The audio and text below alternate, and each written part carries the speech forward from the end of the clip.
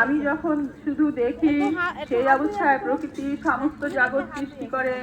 এই জন্য এই জগৎ সকল পদার্থ বারবার জন্মে।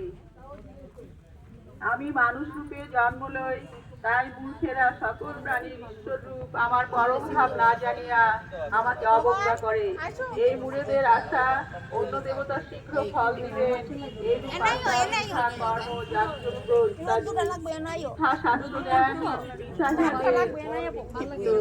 তাই ইহারা রাজসিক ও তামসিক প্রকৃতি আশ্রয় করিয়া থাকে। যাহারা দৈবী প্রকৃতি সোম সোম ইত্যাদি আশ্রয় করেন, সেই মহাত্মারা আমি সকল সৃষ্টির কারণ এবং আমার বিনাশ নাই ইহা জানিয়া এক মনে আমার সেবা করে।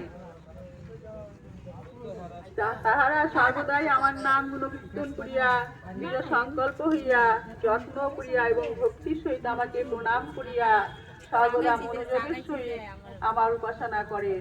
কেহ কেহ জ্ঞান রূপ যজ্ঞ দ্বারা আমার উপাসনা করেন। তাহার মধ্যে কেহ নিজেকে আমার সঙ্গে এক মনে করিয়া, কেহ বা নিজেকে আমা হইতে ভিন্ন ভাবিয়া দাস মনে করিয়া, কেহ বা আমাকে আমি সকল স্থানে আছি নানা দেবতা রূপে কল্পনা করিয়া আমার উপাসনা করে।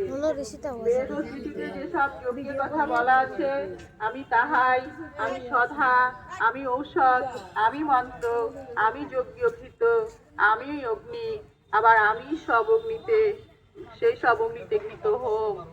আমি এই জগতের পিতামাতা, আমি সকলকে কর্মফল দান করি, আমি সকলের পিতামহ।